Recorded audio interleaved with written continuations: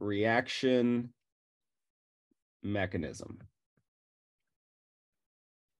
And this is kind of like the holy grail of information that you could learn about a reaction is its actual mechanism. So for example, if we take a reaction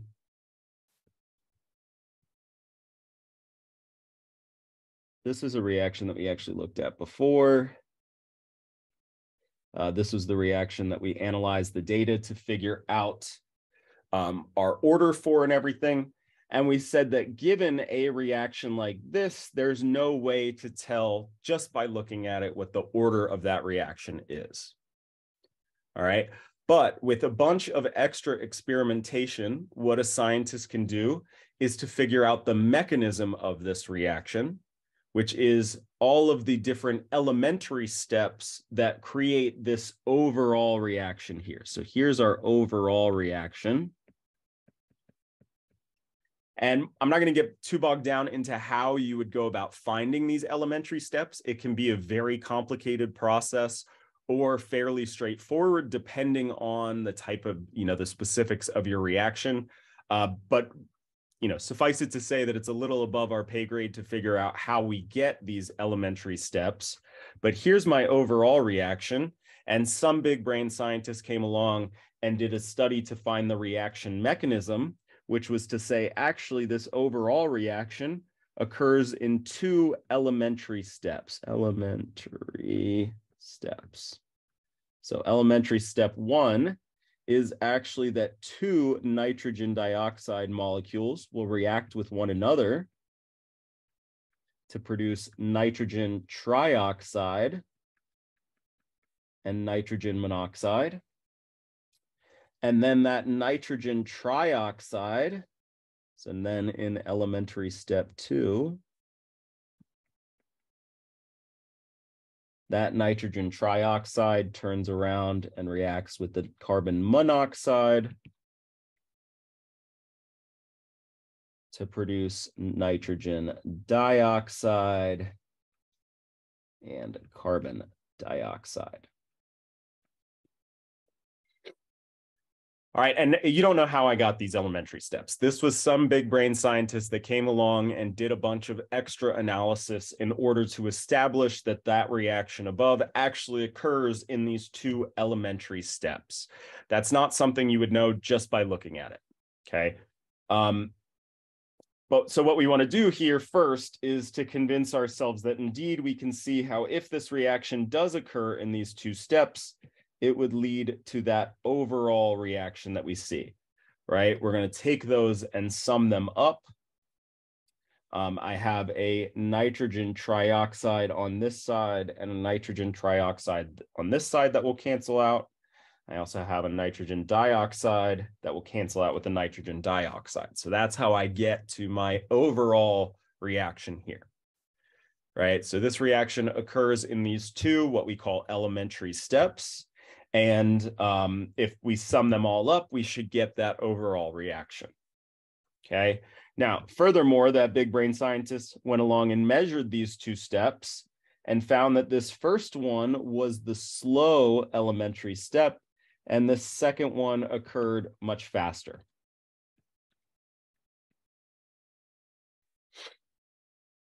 Okay, so I said that, let's just summarize real quick. We cannot determine rate order from an overall reaction, right? Just by looking at that balanced chemical equation, we can't just look at it and know what the order of the reaction is. We had to go and analyze data in order to figure that out, right? However, we can determine rate order from an elementary step.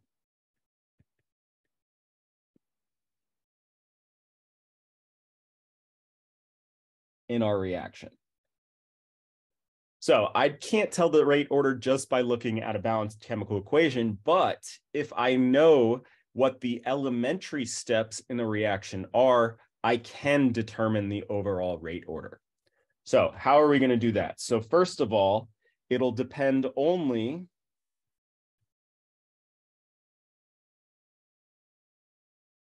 on the slowest step.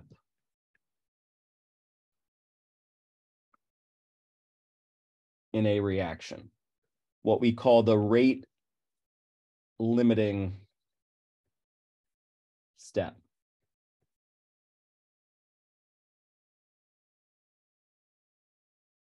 All right, so depends only on the slowest step in a reaction, what we call the rate limiting step. So that would correspond to this first elementary step here.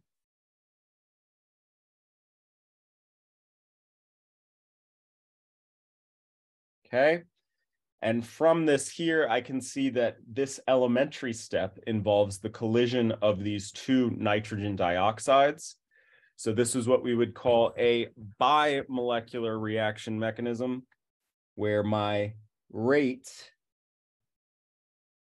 is going to depend on K times the concentration of nitrogen dioxide squared, because there were two molecules of nitrogen dioxide involved in this rate limiting step.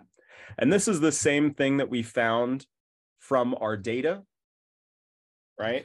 When we analyzed that data. But again, if we had known what the elementary steps in this reaction were, we could have figured that out as well. All right, so then just to be clear, how do we get these rate limiting steps? If these are our elementary steps, how do you spell elementary? Elementary.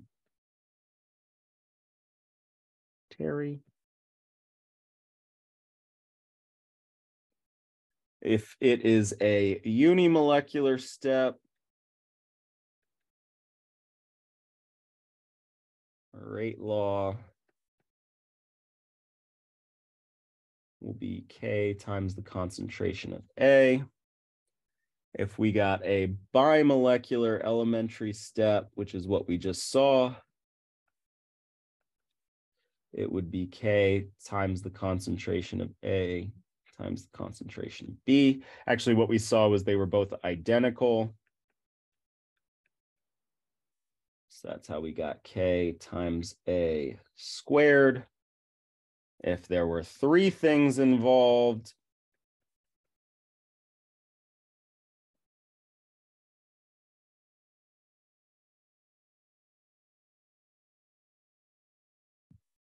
you would have A time or K times concentration of A times the concentration of B times the concentration of C, right? So I think that you guys can see where we're going here. If you know the elementary step in a reaction, then just by looking at that step, you can indeed determine the rate law.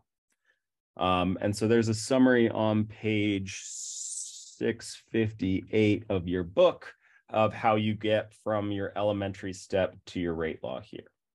Okay, it's just going to depend on the concentration of everything that's involved in that elementary step.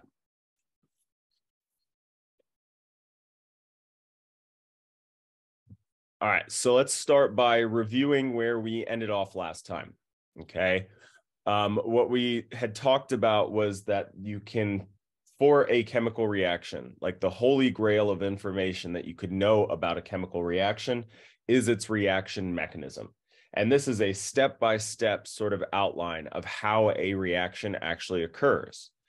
Like, it's one thing to know your overall reaction, which is to say, if I combine this with that, what products do I get?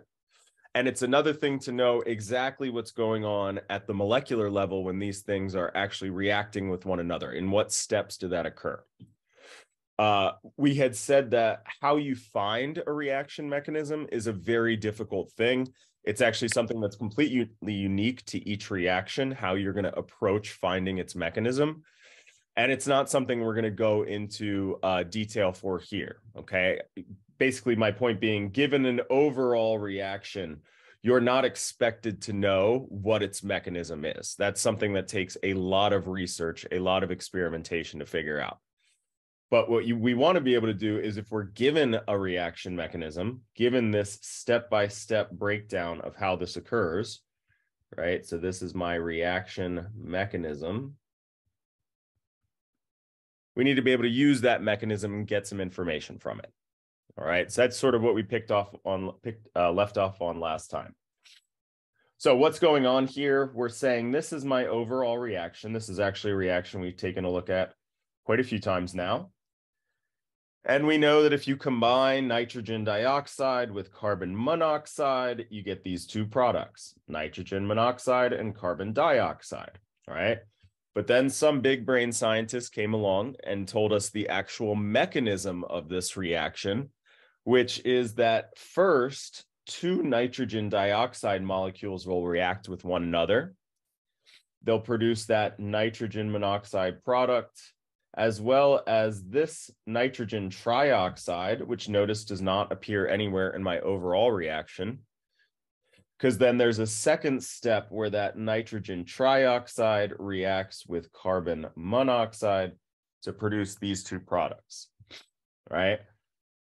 So again, not something that we would know just by looking at this chemical equation, but giving this mechanism, we should be able to do a few things. First of all, we should be able to convince ourselves that these two steps do indeed sum up to the overall reaction. All right, so like I said, the nitrogen trioxide appears on the right-hand side on my first step and the left-hand side on my second step, so that cancels out. Likewise, one of these nitrogen dioxides will cancel out. And so these two indeed sum to my overall reaction. All right, so just to sort of summarize, we had said, well, maybe make a new note. These steps in our reaction mechanism, what we call the elementary steps,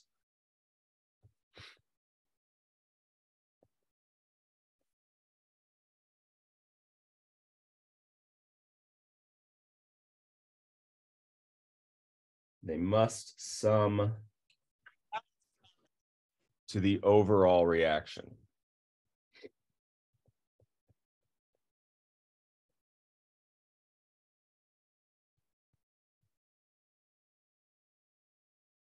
Okay. So that was the first thing that we sort of said here. Given this reaction mechanism, you have to be given the mechanism. One, we should be able to see that the elementary steps in this mechanism must sum to our overall reaction. All right, and where we ended up with last time was this idea here, that although we've said before that we cannot determine the rate order from the overall reaction, right, from this overall reaction here, we talked about this before. Given a chemical equation, just straight up given a chemical equation, you don't know what the rate order is, right? You can't figure that out just by looking at it. We had to look at some data in order to figure that out. That data was how the initial concentration of A changed, as well as that initial rate of the reaction, right? That was the data that we were looking at to get that information. So given an overall reaction, we can't determine the rate order from it. However, if we're given this extra piece of information, the reaction mechanism, we can determine the rate order from the elementary steps in that reaction. Okay. This is going to depend only on the slowest step in the reaction mechanism, what we call the rate limiting step. So in addition to these two steps here, these two elementary steps, we would also have to be told that this is the slow step, this is the fast step.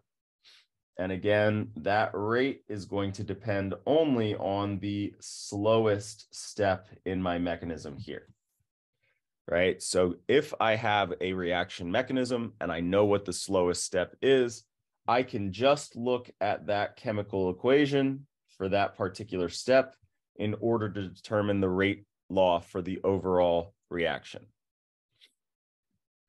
So how do we do that? There's this simple correspondence here between the number of reactants and what your rate law is going to be. Right? So if you have just one reactant, your rate law in your elementary step, your rate law is going to be dependent on the concentration of that one reactant times that equilibrium constant. If there's two reactants, then your rate law is going to be dependent on those two reactants. All right, just the product of the concentration of those two. If your your elementary step has three reactants, your rate is going to be the product of those three reactants times that equilibrium constant, not equilibrium, rate constant. Right, so then if you have the same thing combining, it would be then A times A, which is how I get A squared in my rate law. Right, so from the elementary step, from that chemical equation, we can figure out our rate law here. All right, so just to make sure that we all understand how this goes,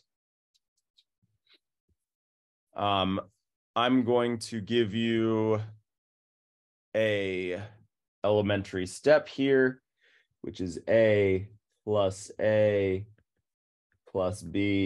plus B goes to product. And you're going to take a second and tell me what the rate law is for that reaction right there. Okay, and we'll do that as a short answer on our iClicker. So take a minute, just make sure that you understand what I mean by we can go from our elementary step equation to the rate law. All right, actually, I'll be right back.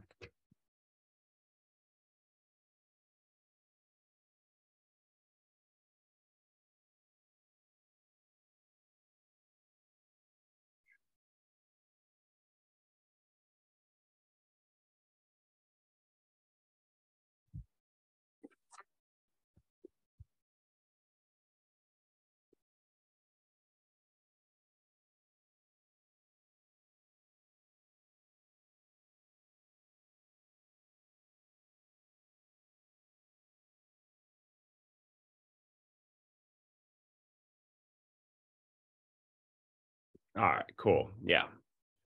Right. So that means that the rate is K, and then it's A times A, which is A squared, and then B times B, which is B squared.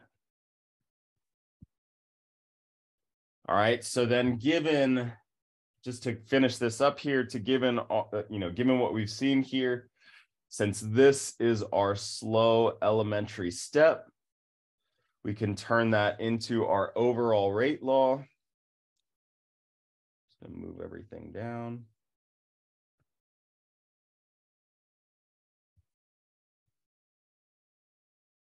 So the rate would be equal to some constant K times the concentration of nitrogen dioxide squared, because that's my slow elementary step.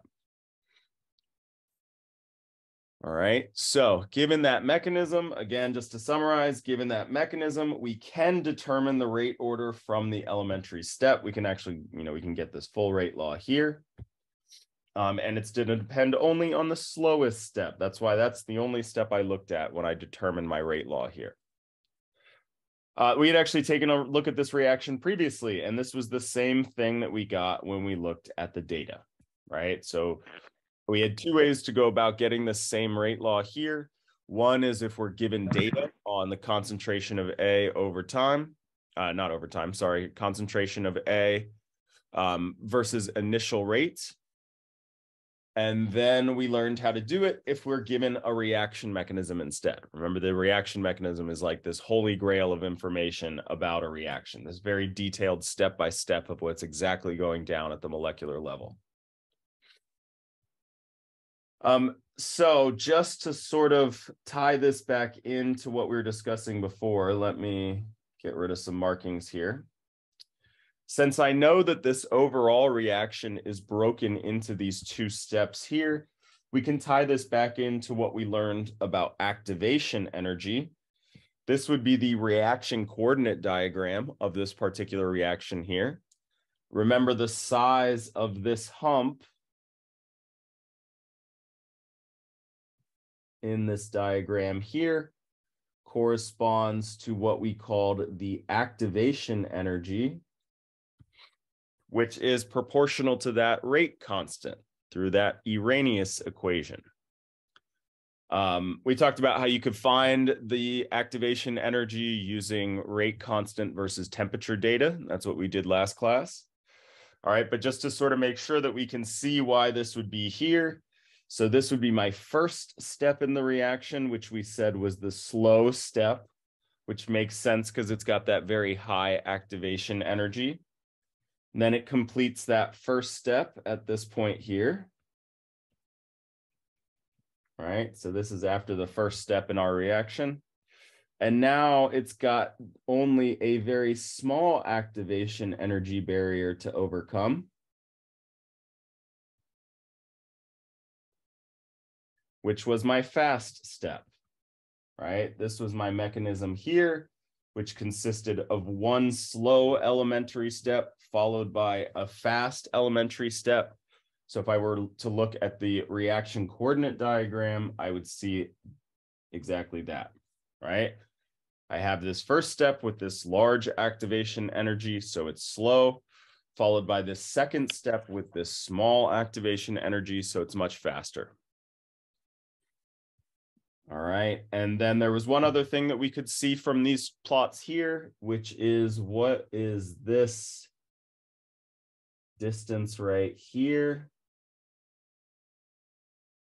Right, the gap between, actually we can even extend it all the way over to prove a point here, the gap between the energy my reactants start at and the energy that my products start at, this right here corresponded to the thermodynamics of the reaction, not the kinetics, which is why it corresponded to the delta G of the reaction.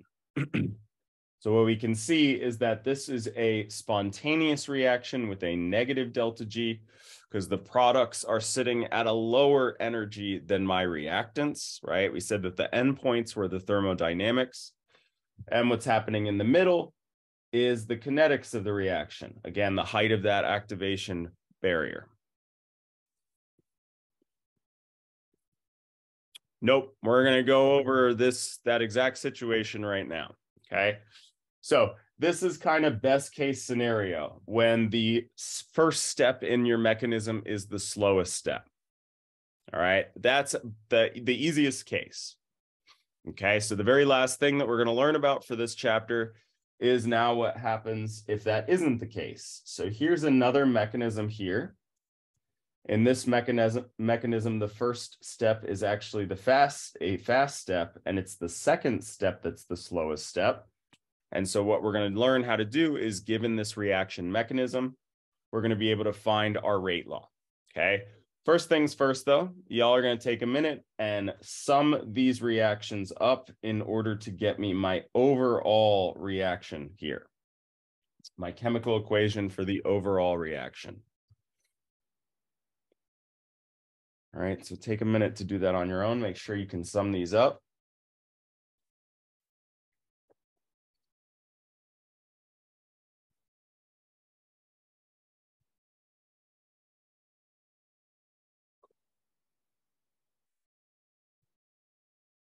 Right, you're trying to look for what's going to cancel from both sides.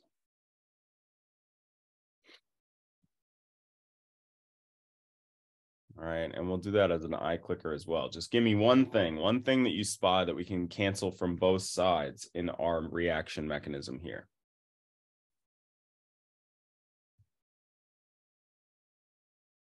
There are two, but just give me one of them.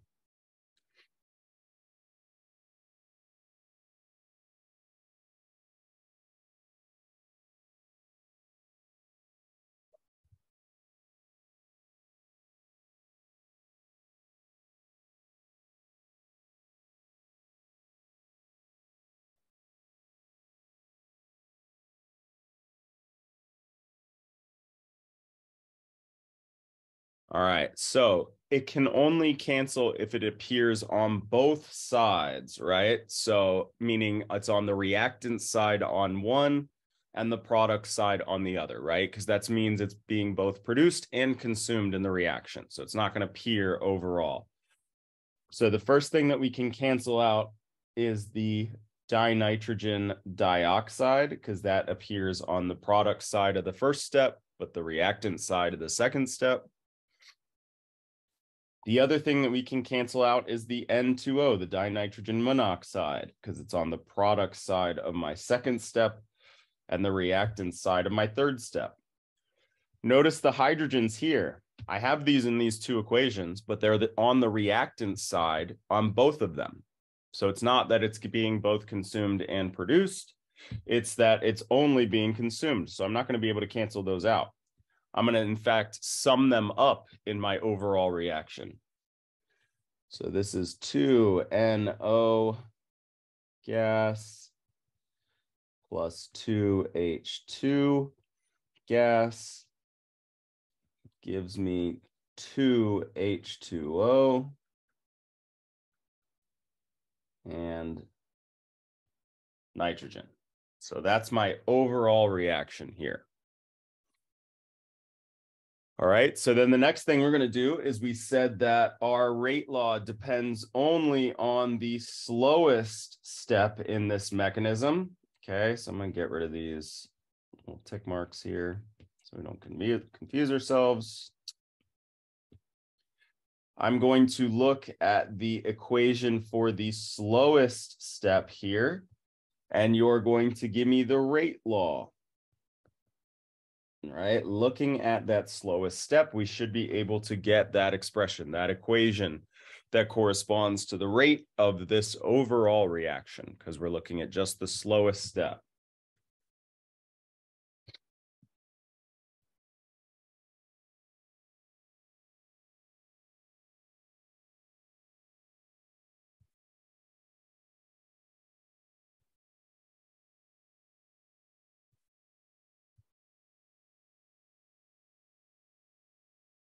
All right, so this would be like this situation here where we have A times B. So our rate is K times A times B. And I'm going to call this thing K2 since it's my second step, because I'm obviously building up to something here. All right, so the rate equals K2 times the concentration of hydrogen times the concentration of N2O2. And this was from my rate limiting step.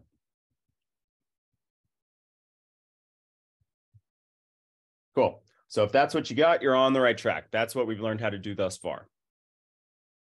Okay. But there is a problem with this rate law. All right. That is the fact that this right here, the concentration of dinitrogen dioxide, is this term in my rate law. I'm saying that the rate depends on the concentration of that compound there. But that thing does not appear anywhere in my overall chemical equation. All right, so the last thing we're going to make a note about for these problems here is the idea that we can determine the rate law, the rate order from the elementary step. It depends on that rate limiting step. Check, check. That's what we learned before. But now we got to add one more caveat to this idea that the rate law must be defined in terms of the concentration of species that appear in my overall chemical equation.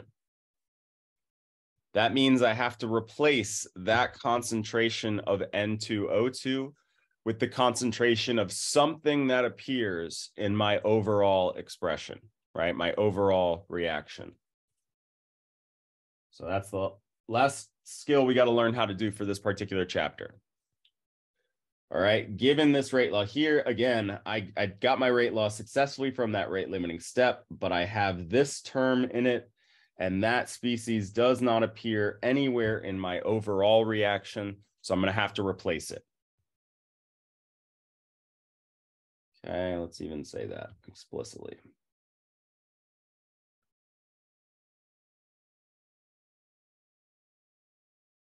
Does not appear in overall reaction.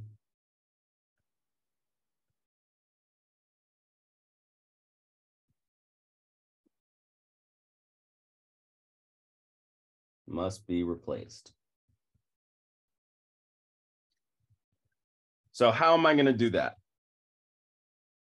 All right, I'm going to have to look at that step above it, that prior step, my first elementary step. Gotta go quick, I guess. All right, so what are we going to do? We're going to look at our first step, and we're going to define the rate of the forward reaction. All right, so again, just by looking at this chemical equation here, my elementary step, we wanted to be able to define the rate of this forward reaction. Just like we did before, it depends on two of those reactants, two NOs. So this would be K. Try to zoom out so you can see it all at once, but also not so my handwriting's too ugly. K1 times the concentration of nitrogen monoxide squared. Why is this not charging?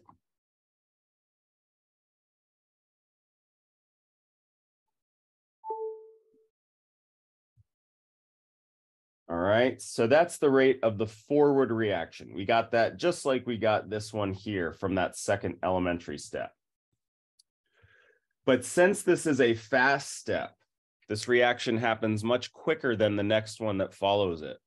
This reaction is going to have time to come to equilibrium because it's a fast reaction. So what we're also going to do is look at the rate of the reverse reaction as well. We're going to define that rate as well. Rate of the reverse equals K. And for the reverse reaction, I'm going to call it -1, that rate constant, just because I got a bunch of Ks going on. So to keep track of who's who, times the concentration. In this case, it's just this unimolecular one reactant reaction. So the concentration of N2O2. Right. So again, just to take a step back, what was my logic here? I said that, okay, I'm going to take a look at that first reaction, that first step. I'm going to define the rate of the forward reaction, just like we did prior, just like we did for our slow step. But then because this is a fast step, I know that this reaction is going to have time to come to equilibrium, which is why I'm going to also define the rate of the reverse reaction as well. And the whole shtick here is that at equilibrium, the rate of the forward reaction has to equal the rate of the reverse reaction. That's what it means to be at equilibrium. Concentrations aren't changing, so the amount that's converted, or the rate at which reactant's being converted into product, has to match the rate that product is being converted back to reactant, right? Because these things are at equilibrium. So that allows me to take this expression here and set it equal to this expression here. Because I'm at equilibrium, so I get to do this. Set those two rates equal to one another. I have to make some room.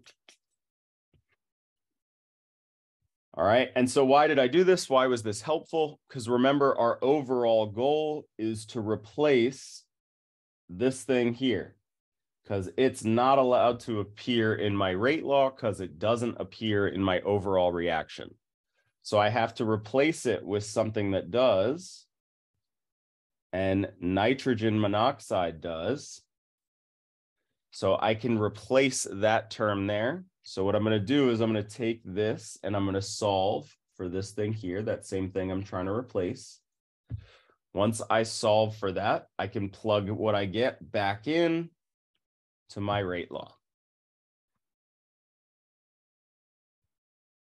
All right, so I'm just going to isolate that N2O2. In this case, all I have to do is divide both sides by that rate constant to move it over.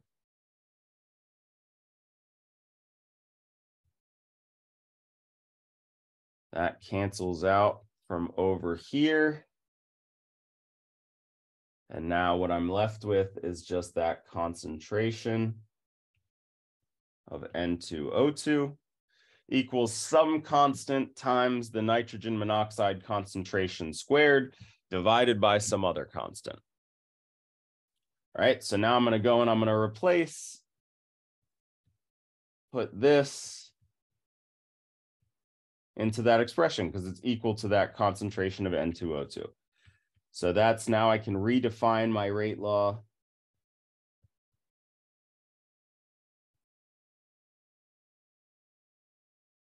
The rate equals just a bunch of constants, K2